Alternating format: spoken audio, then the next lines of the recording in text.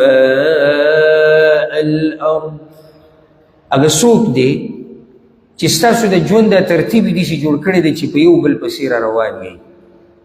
مشران دي، په مشرانو پسې کشران دي، بیا کشران مشران شي، په هغوی پسې کشران دي، او دا سلسله داسې روانه د آدم علیه السلام د وخت.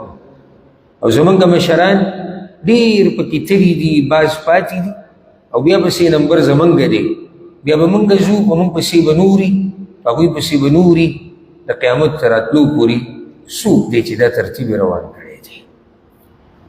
که د دې سوال جواب دی ولټو، خپل رب به وپېژني. ځکه بیا الله وایي أإله مع الله، شتي د الله سره بل څوک داسې شریک چې دا کارونه کوي؟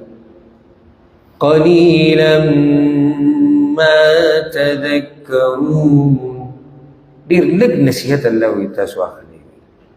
او زه ګورې د قرآن د آیتونو تاسو د دې لپاره بیانوم، لکه چې ما تاسو ته ووایي چې قرآن باندې پوه شوي الله به وپېژني. دا خو ګورې زه تاسو ته یو څو آیتونه بیانوم.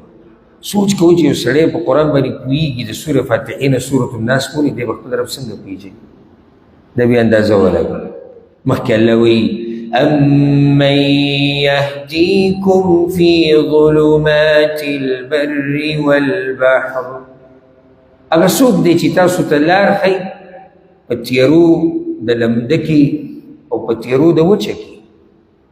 ته په دریاب کې روان یې، لار تا ته چا ښوولې ده چې داسې به ځي او داسې به کوې او داسې به کوې؟